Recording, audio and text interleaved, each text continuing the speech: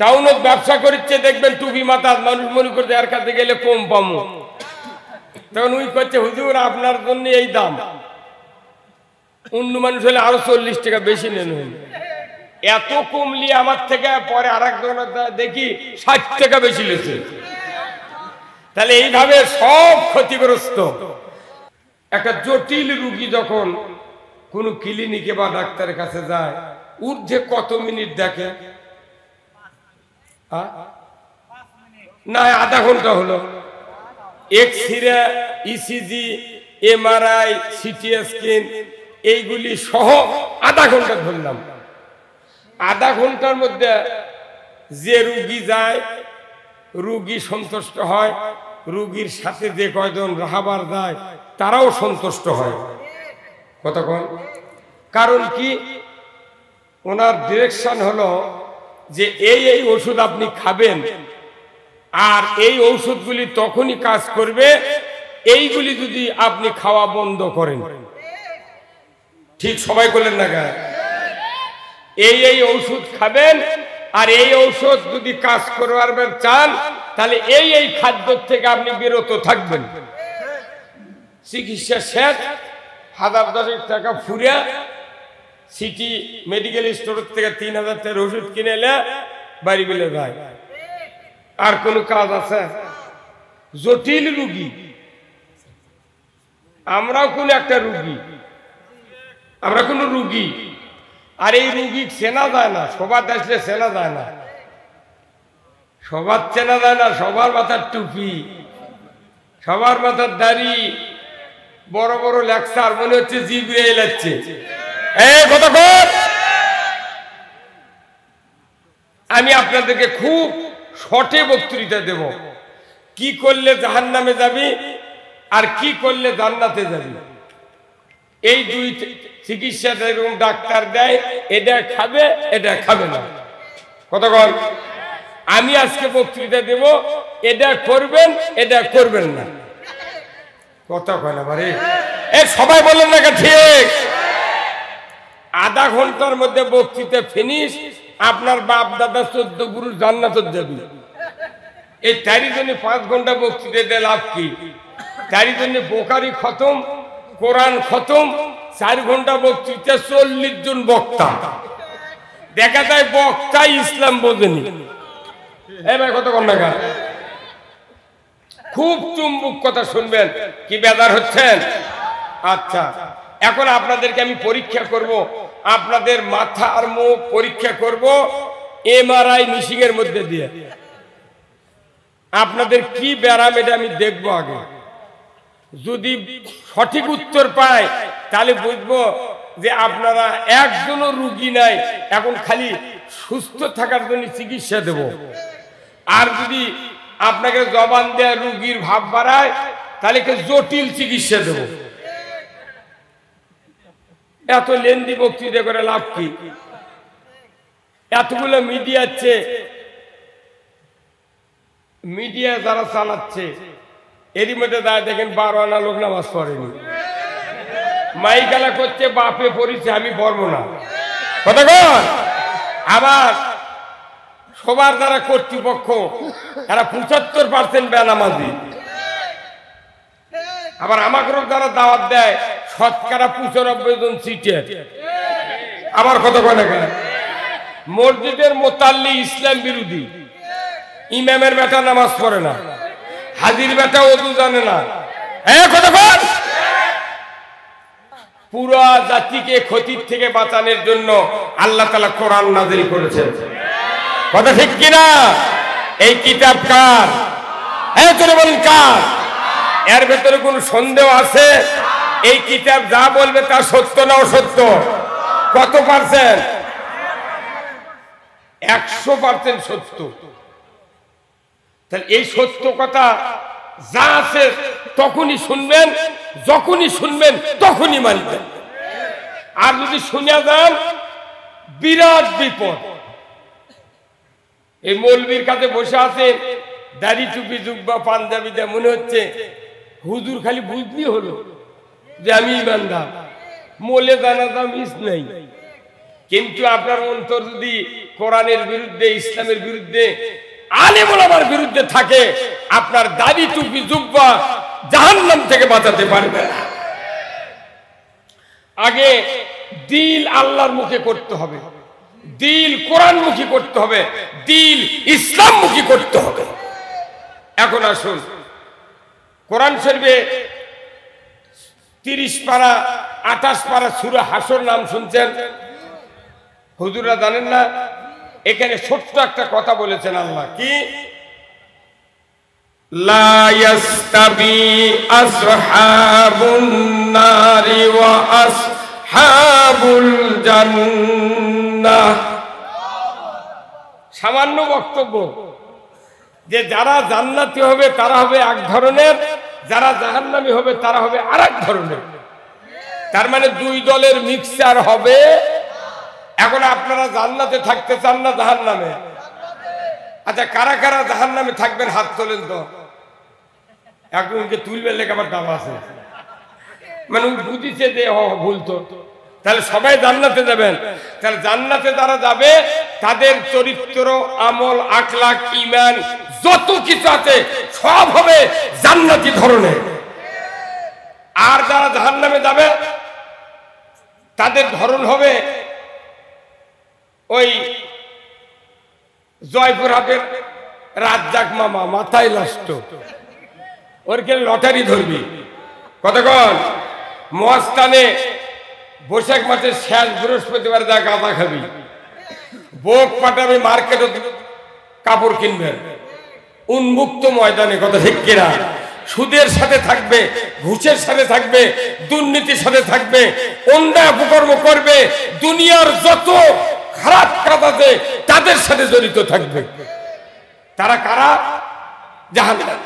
তাহলে আপনি জানিয়ে শুনে ওরকে ভেতর কি মিক্সার হবেন? আচ্ছা, 1 কেজি পাথর আর 1 বালতি পানি এক শাড়ির মধ্যে ঢাইলে যদি এইভাবে হাজারো ঘাটেন, 5 মিনিট পর দেখবেন পাথর কি পানির সাথে মিশে? কি হয়? ওই তলে এমনি পড়ে আছে, পানি উপরে, পাথর ঠিকই পড়ে আছে। কিন্তু বাংলাদেশের মানুষ চেনা যায় না, খালি ঘাটি দিলি টুপি তাই পানির সাথে মিশে যায়। এই কথা বল, মসজিদের ইমাম অন্যায়ের সাথে মিশে যায়, কথা ঠিক কিনা? যদি না মিশতো, বাইতুল মুকাররমের ইমাম 5ই আগস্ট থেকে পড়লে আছে। এই কথা বল না। তার মানে ওর টুপিটা কি ছিল?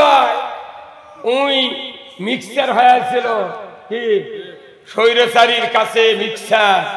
আবার এই শেখ হাসিনা জান্নাতি কছে কাবিল উদ্দিন সরকার, কছে জননেত্রী শেখ হাসিনা জান্নাতি। তাহলে যাই জান্নাতি হলো তাই পলাবি কেন? ওর সাথে আল্লাহ আছে।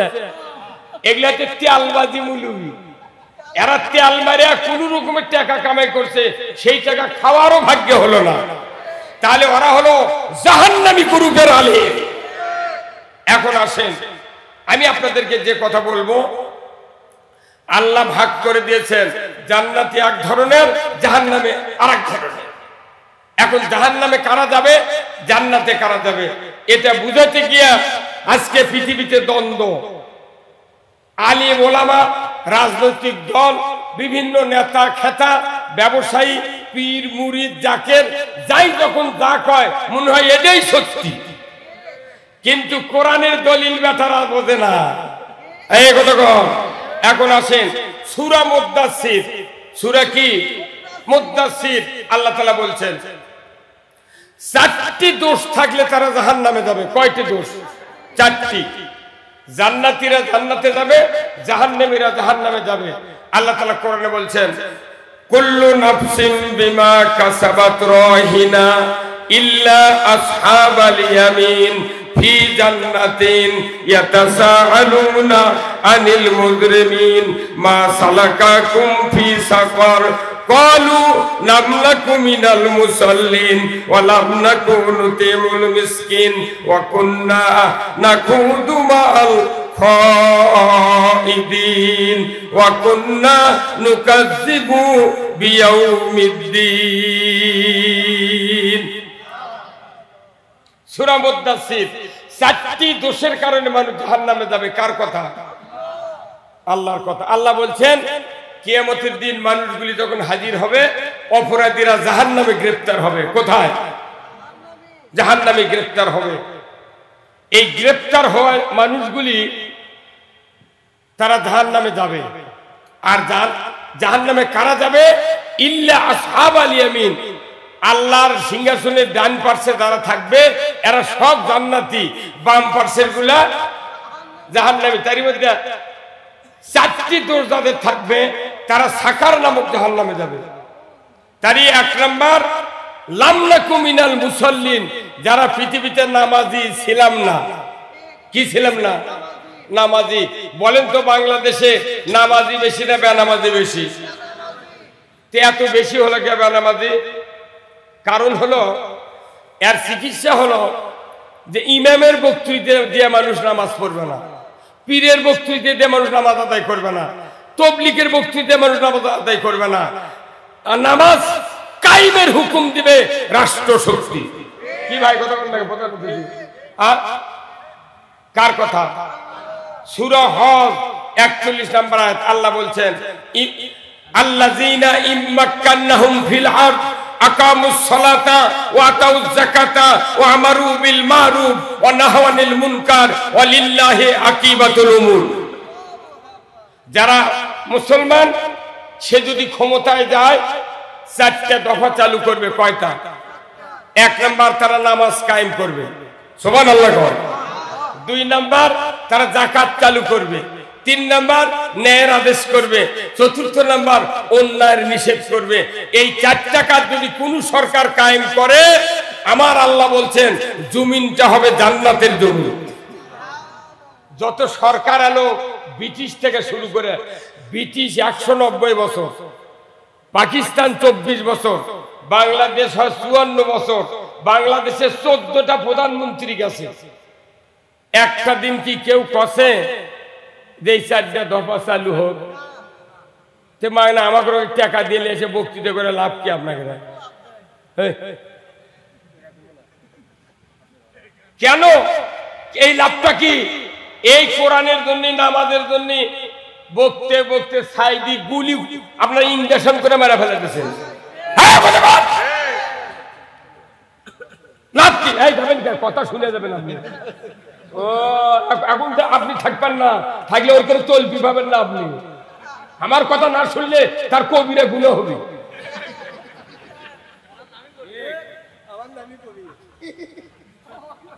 খবরদার, কথা শোনেন আপনি।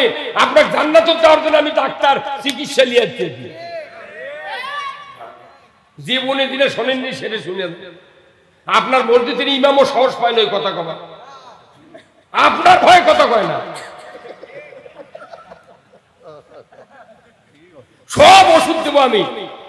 কি? আপনি যদি ডায়াবেটিস থেকে বাঁচতে চান তাহলে সকালবেলা 3 কিলো হাঁটা লাগবে। আপনি জাহান্নাম থেকে বাঁচতে চান প্রতিদিন কোরআন পড়া লাগবে। আপনি হাঁটার জন্য পড়ু, আপনি কোরআন পড়েন না। বড় ব্যবসায়ী, বাপরে 14 তলা ফ্যাক্টরি, কিয়ামতের দিন ধুইয়া খাওয়া লাগে ফ্যাক্টরি।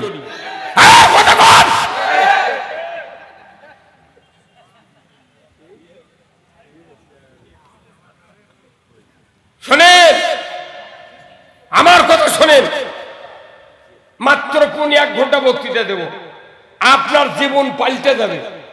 আল্লাহ রসুল বিদায় হতে 1.25 লক্ষ সাহাবীর মাঝে মাত্র 23 মিনিট বক্তৃতা দিয়েছেন। আর আমরা ঘন্টার পর ঘন্টা বক্তৃতা দিচ্ছি।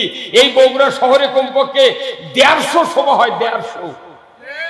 তারপর কি বগুড়া ওই টাউনে ঈদের দিনে মহিলার বাজার করা কমিছে?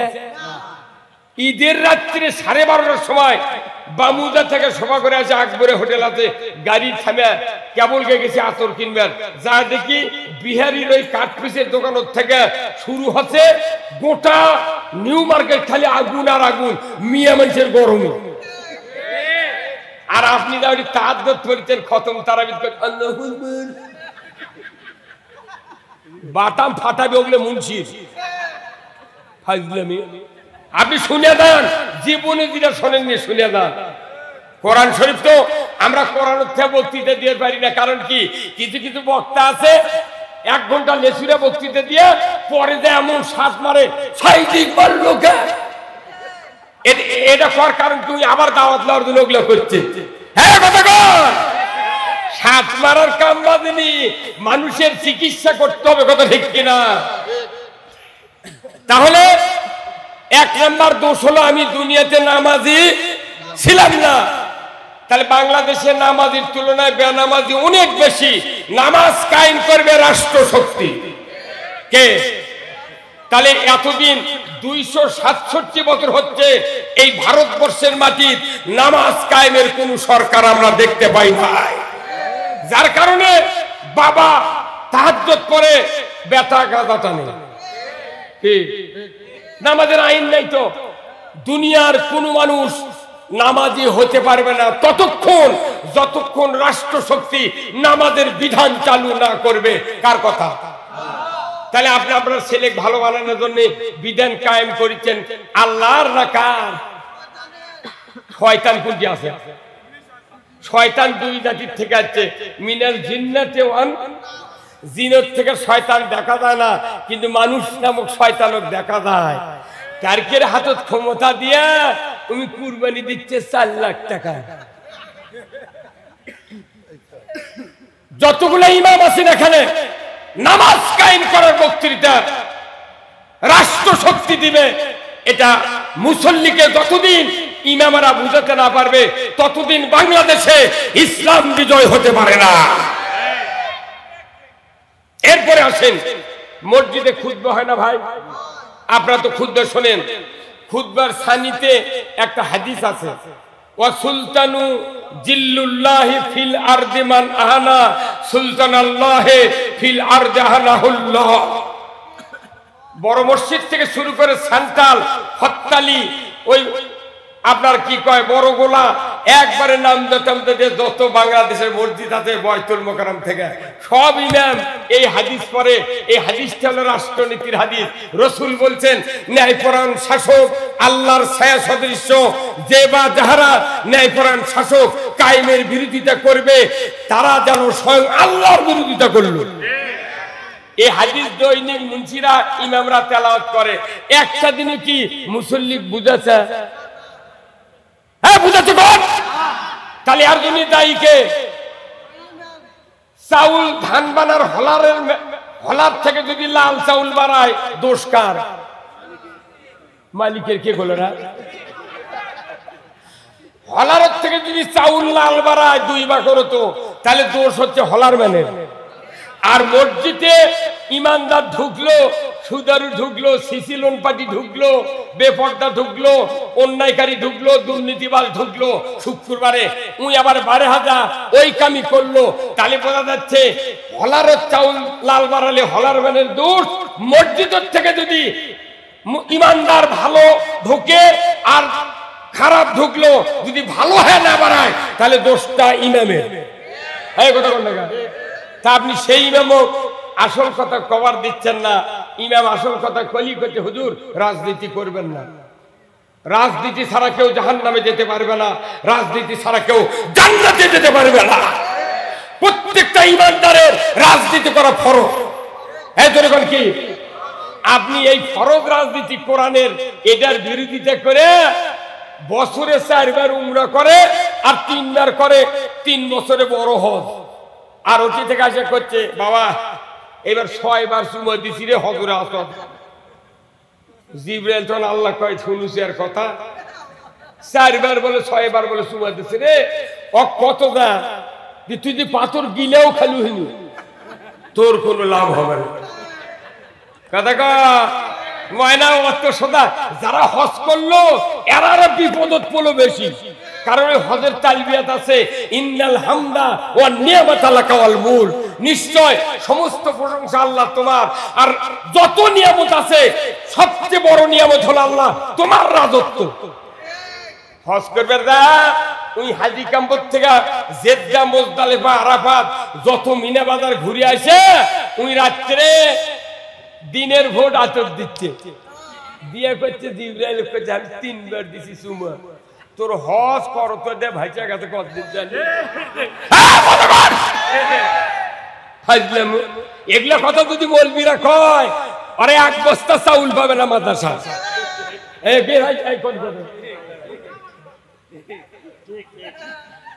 বগুড়া জেলা ডিসি আছে, এসপি আছে, পুলিশ আছে, সব আছে না? এই জয়পুরহাট থেকে রাজ্জাক আছে বগুড়ার থেকে কয়েক কোটি টাকা নিয়ে চলে গেছে লটারির মাধ্যমে। একটা লোক কি বক্তা আছেন না, একটা লোক কি মুলবি আছেন না কোনদিন মিছিল বানাছে? জান্নাত আল্লাহ টাকা পড়তে আমাকে দিবি। এখন তো তুই মাঝে ঠিকই বসে আছেন, এই কয়দিনে মাস্তান গেলে মোট গাঁদা খুব দৌড় মারলে হয়নি করত কোলা বিলে কেউ যায় না, খালি কইছে জামাতিরা আছে ওরাই করুক, আমরা মরে দেয়াল ভালো করবো আর আপনারা সন্দেশ খাবেন, ওই ধান্দা ভাব দেন। কথা ঠিক কিনা? এই জন্য নামাজ কায়েম করবে সরকার জনগণকে। তাহলে নামাজ কায়েমের জন্য একটা স্লোগান দালি পরীক্ষামূলক দেখা যাক, লিল্লাহে তাকবীর, নারায়ে তাকবীর, নারায়ে তাকবীর, আল কোরআনের আলো। কে করছে ঘরে ঘরে? আপনার বুড়ো বাপ পড়ছে, বাপ পড়ছে, দাদা মরছে, আপনিও সোলপলক মারে ধরে দেবেন। এই কোরআন হলো সংসদের কিতাব। এই কিসের কিতাব? এই আপনার কোন কিসের কিতাব?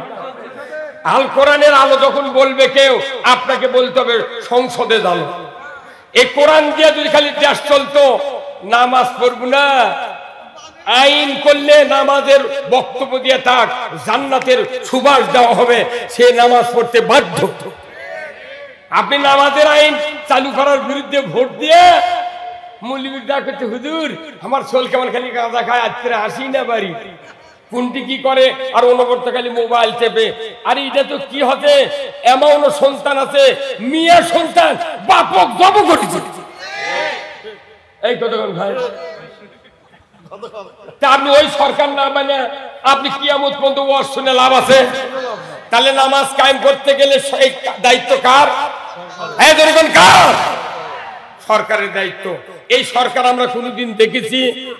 এইবার কি দেখতে চান? আচ্ছা কারা কারা দেখতে চান দেখতে হাত তোলে দেখে। হ্যাঁ ফুল হাত তোলা লাগবে, যাই দেখা করে আছে তাই করুন, উন্নত থাকবে, নারায়ে তাকবীর, নামার হাত। এক নাম্বার গেল। দুই নাম্বার, মিসকিনের ব্যাপারে তারা ভূক্ষেপ করবে না, মিসকিনও খাবার দেবে না, দরিদ্র খাবার দেবে না।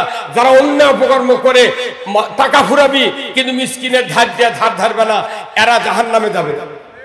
কেরে যতগুলা টাকা গণভবনে প্রধানমন্ত্রী আলমারির তলে থেকে বাড়ালো, আমির হোসেন আমুর আলমারির থেকে বাড়ালো, এই কতক্ষণ এক রূপপুর পারমাণবিক কেন্দ্র থেকে এই শেখ হাসিনার বেটার নাম কি জয় 49,000 কোটি টাকা তছরুপ করছে।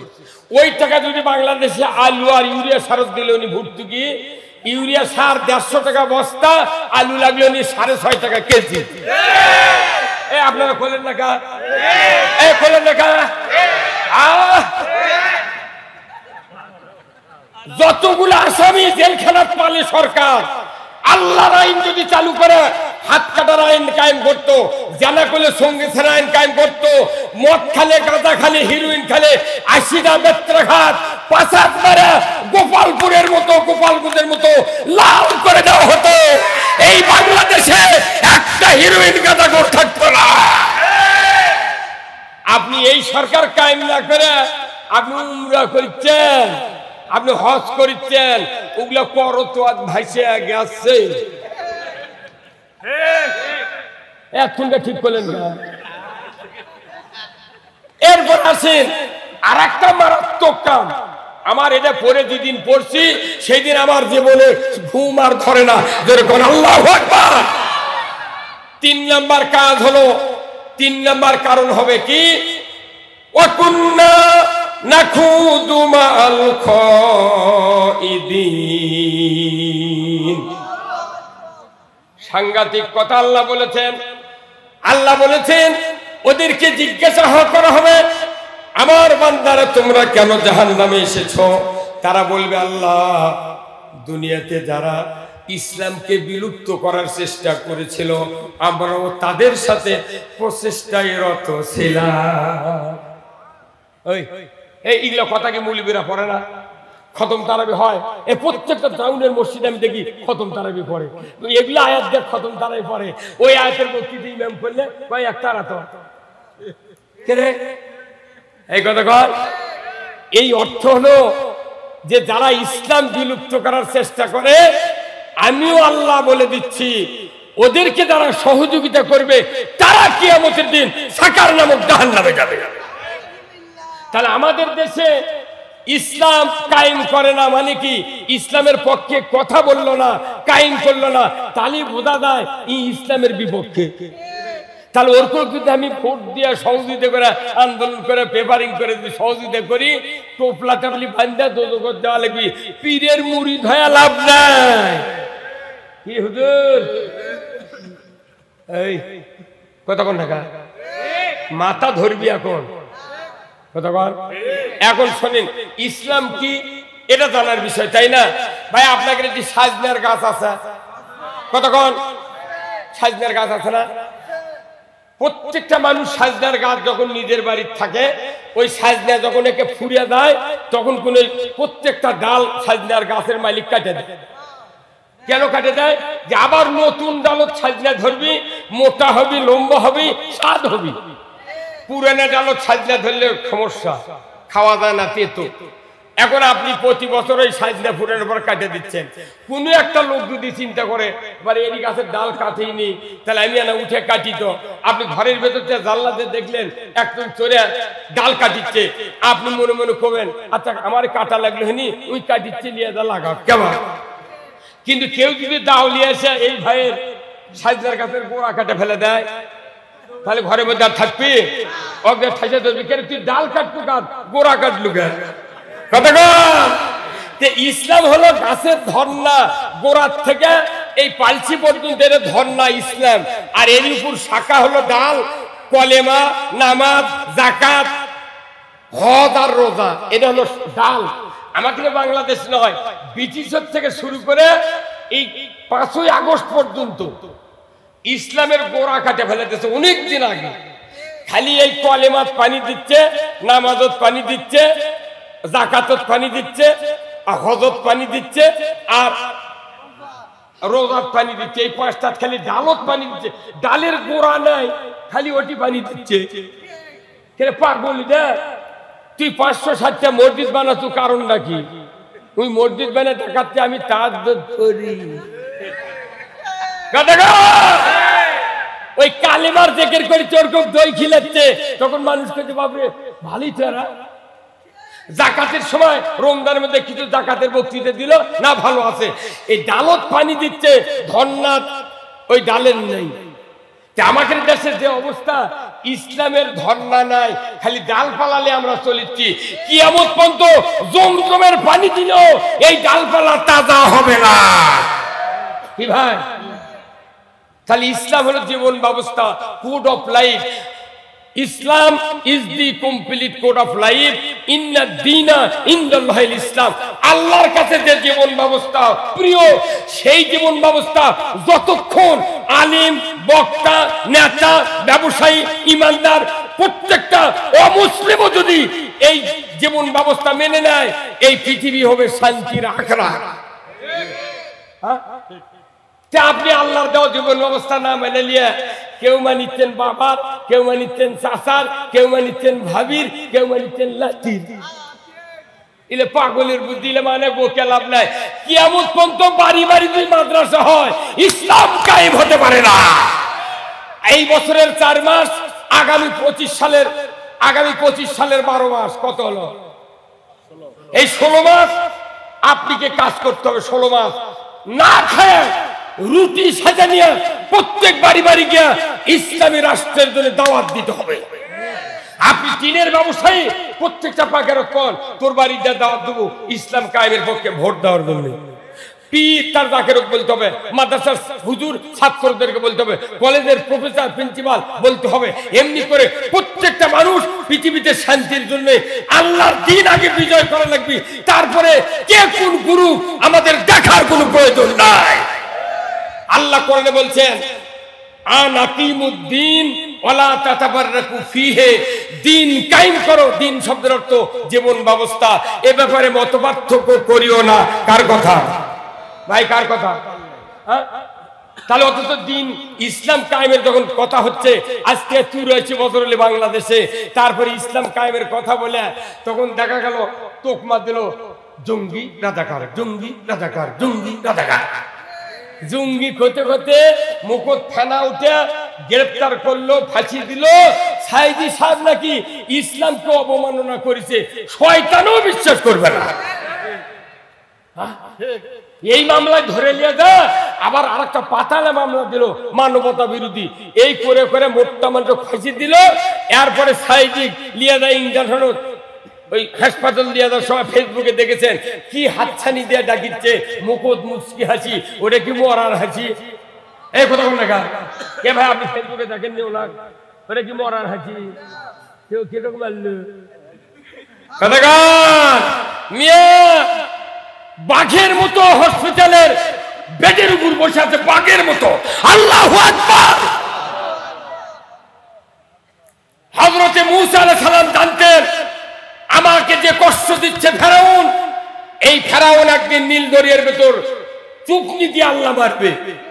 নমরুদের অত্যাচারে ইব্রাহিম আলাইহিস সালাম জানতেন যে একদিন ব্যাঙরা মশা দিয়া নমরুদের মাথা ফাটাবে।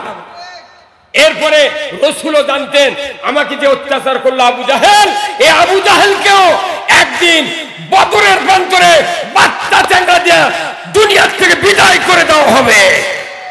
আজকে বাংলাদেশে দেখা গেল ছোট ছোট চ্যাংড়া পাড়া একদম আমাদের কেনা শান্তি আল্লাহ দেশে, তারই ফুর্তিতে করছে কি কথা হয়ে গেছে। এমনও বাংলাদেশের রাজনৈতিক দল আছে তারা করছে 5 তারিখে দেশ স্বাধীন হচ্ছে, 6 তারিখে ভোট হলে কি হলো, কথা বলে কথা বলে। ওরা 6 তারিখে প্রধানমন্ত্রী হওয়ার চিন্তা করছে, আর আমরা করছি হাই সভ্যনাথ। ওটি নির্বাচন কমিশন ওরাই আছে, ওসি ওরাই আছে, এসপি ওরাই আছে, গোয়েন্দা জুলহাস পুলিশ ওটি আছে।